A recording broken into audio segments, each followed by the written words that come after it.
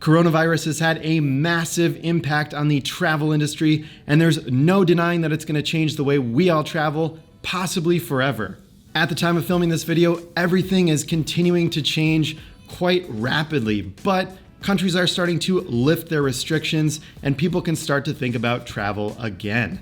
I'm Tom, the founder of Pack Hacker, your guide to smarter travel. If you're new to the channel, consider subscribing and ringing that bell icon to get notifications. In this video, we're going to be taking a look at some products for traveling post-coronavirus. And I'd like to mention that we are not medical professionals, so please don't take this as official medical advice. We focused on air travel here, but these same principles apply to other types of travel, train, boat, or maybe a road trip, and just to life in general. It's better to be prepared now more than ever, and we'll leave links down in the description below to all the products we mentioned in this video, some of which we've fully reviewed over on the website. And it includes the best buying options that help support the channel at no additional cost to you. Let's dive in.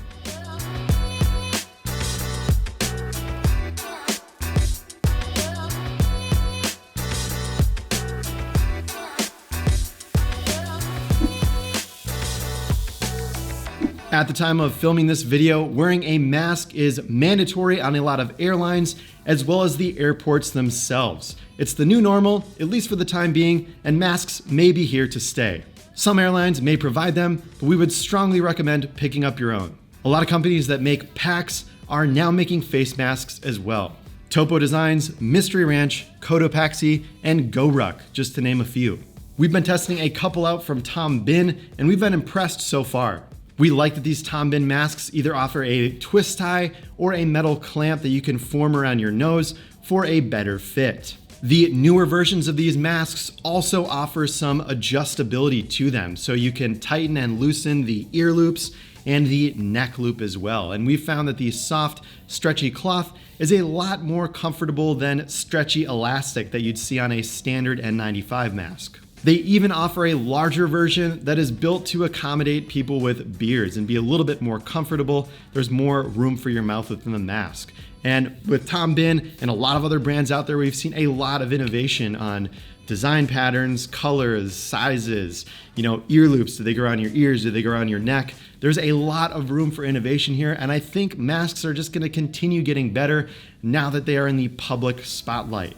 We prefer cloth masks because they are more robust, reusable, washable, and ultimately more environmentally friendly than single-use throwaway masks. Not to mention a lot of those N95 masks, we kind of want to reserve those for hospitals, at least now when there is a bit of a supply crunch. When using a mask, we have had luck with washing our hands before putting the mask on, before taking the mask off, and then after taking it off as well. So sanitizing and washing hands is a big part of wearing a mask safely. And it's easier said than done because a lot of it happens subconsciously, but we try to not touch the front of our masks while we're using them either.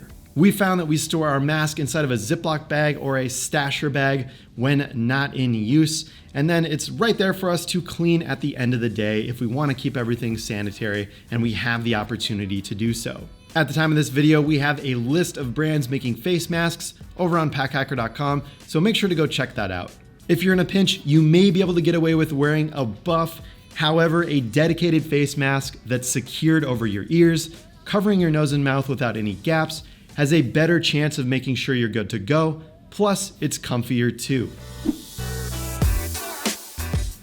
If you're the type of person that likes borrowing a pen from the person sitting next to you for filling out those pesky customs forms, it might be the time to pick up your own. Limiting your contact with other people and objects as much as possible is one of the best ways to mitigate and reduce the spread. It's also just a great idea to have a pen with you while traveling because they come in handy more often than not, and they take up very little space and weight inside of your bag or luggage. A pen that we've had a lot of success with is the Fisher Backpacker Space Pen. It's a small and compact size, so it's easy to tuck away when not in use, but when you need it, you take off the cap and it extends the pen to be the shape of a normal sized pen. It even writes underwater, which may sound gimmicky, but the advantage is you can really give this thing a deep clean with water and soap without worrying about it affecting the writability. We also want to mention that Bellroy wallets typically come with a smaller pen in the middle as well. So just a little small pen here. If I pull it out, it's great to have this to fill out small travel documents and forms while you're on the road. A little bit less great if you're doing hardcore journaling. It's not super comfortable to use, but if you're an infrequent user of a pen and you've been looking at a Bellroy product anyways, this could be a good opportunity to pick one up. The Travel Folio and the Travel Wallet both come with small pens, and they're fully reviewed over at packhacker.com if you want to learn more. It's important to stay hydrated while you're traveling, and buying water at the airport can be expensive, not to mention wasteful when you consider all the plastic bottles used daily at an airport. Now is a better time than ever to do something that not only helps the environment, but also your immediate personal health as well. Additionally, in these uncertain times, it may be harder to get a water bottle at the airport if some shops are closed, or if you just want to avoid crowds of people. We recommend bringing your own water bottle and filling it up at a fountain once you get through security. When you bring your own, you know exactly where your bottle has been, and you know that it's safe to use. If you don't already have a water bottle, take a look at the 20-ounce Hydro Flask wide mouth bottle. It's about the biggest size standard water bottle we'd recommend for travel, and due to the cylindrical shape, it can hold 20 ounces, which is a little bit more than the bottles that kind of taper off at the top, and just generally it's probably good to travel with more water, just to have it when you want it.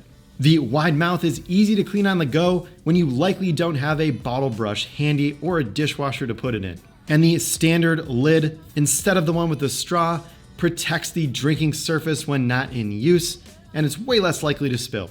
It's insulated as well, so it keeps your cold drinks cold and your hot drinks hot. Pro tip, pick up some iced coffee packets for caffeine on the go. There may not always be a drink service on the flight, or coffee shops may be closed or just have long lines. So if you want a caffeine fix while you're traveling, it's best to come prepared. For example, these Starbucks Via Instant Mix are designed to taste like iced coffee when added to cold water. And it's going to be a lot easier to come by cold water at the airport through fountains versus hot, piping, boiling water. Just like in other videos, we'll also mention the Vapure Eclipse water bottle. It packs down super small. It rolls up when not in use, and when you want to unroll it, it basically just creates a water bag that you can drink out of. So this is a solid bottle for travel, even outside of anything else going on in the world. Make sure to check out our travel water bottle playlist over on Packhacker Quick Hits, our other YouTube channel. We get into a lot of bottles over there if you're looking for one. Lots of places like airports have installed hand sanitizing stations. However, we found that it's best to bring your own hand sanitizer, especially if you don't have access to a sink frequently where you can wash your hands with soap and water. Keeping your hands clean is one of the best ways to stay safe. Hand sanitizer has been notoriously hard to get a hold of lately. At the time of this video, the TSA is now allowing you to put up to 12 ounces through security in your carry-on luggage, which is great, so you have a little bit more allowance for more hand sanitizer, but just to note, they have to screen this separately, so it may add additional time if you're trying to hustle up through security to get to your boarding gate. A nifty and innovative product we've been digging is the Orbit Key hand sanitizer holder. This can be filled up from a larger bottle of hand sanitizer that you already have at home. It comes in 3 different styles: retractor, lanyard, and clip. The great thing about this is that the hand sanitizer is easily accessible at all times. So instead of having it in your bag where you need to rummage through it with dirty hands and risk cross-contamination with your other gear, the hand sanitizer is out and there when you need it and easy to grab. Better yet, they are donating their profits to organizations fighting COVID-19. You can wear gloves if you'd like, but they also get contaminated and contaminate anything you touch. Sticking to the CDC guidelines, they recommend the best way to protect your hands when you're out and about is to regularly wash them with soap and water for 20 seconds or use hand sanitizer with at least 60% alcohol. We've also created our own sprayable hand sanitizer and put it into a 2-ounce amber glass bottle. There are a ton of recipes out there online on how to create this mixture. We're not going to go too in-depth in this video. We've talked about Heroclips quite a bit in the past, especially when it comes to keeping your bag off of the grimy bathroom floor at the airport. It's a simple product, and now more than ever, it makes sense to utilize one. So basically this looks like a standard carabiner clip, and then there is a hook that kind of flips around. This is great for hanging over the bathroom stall, keeping your bag off the bathroom floor, or you can put it on a table. So if you're sitting down at a restaurant or just any table at the airport, you can keep your bag suspended off the floor with the rubber pad here on the flat surface of the table. You can also use it just as a standard carabiner to hang something off your bag, like an extra pair of shoes or a hat. We've done a full review over at packhacker.com, so make sure to check that out if you're interested in learning more. We think a smartphone is one of the best accessories to travel with post-coronavirus. If your airline allows it, and most of them do, especially here in the US, you can digitally check in and have your boarding pass on the phone ready to go. This vastly limits your interactions with other people, and there is not a physical document to pass back and forth. You're usually just scanning it off of your mobile device with your own hands versus handing your phone to someone else. Make sure to download and sign in to the airline's mobile app so you can be alerted if there are any changes in safety precautions or any updates about your flight. You can also use your phone for contactless payments. That way, no credit cards or cash needs to change hands. Just a quick touch-free scan of your phone and you've paid for your coffee or whatever else that you're buying at the airport. Pro tip, you can also use a smartwatch for contactless payments as well. And it's right there on your wrist. You don't have to dig into your pockets or rummage through your luggage with possibly contaminated hands. So that adds a bit of a convenience factor as well. Watch apps aren't as all-encompassing or reliable as smartphone apps quite yet, but it is a great option to have. And you can also just take a glance at notifications without touching anything. It just creates a great opportunity to touch less stuff. When it comes to cleaning your phone screen, we found a combination of whoosh spray and a Nikon microfiber cloth to work really well together to really polish up electronic devices. This whoosh spray comes in a really small bottle that is easy to travel with and is of course TSA compliant. It's unclear as to how much whoosh actually disinfects your devices, as they seem to dodge it in their marketing copy and focus on other things. Brands like Apple recommend using a 70% isopropanol wipe or Clorox Go wipes, and these are the safest bets to helping sanitize your gear and not just clean the screen off. And while airlines have introduced extensive new cleaning policies to disinfect aircraft interiors, it's probably still a good idea to carry around your own wipes if you can get a hold of them.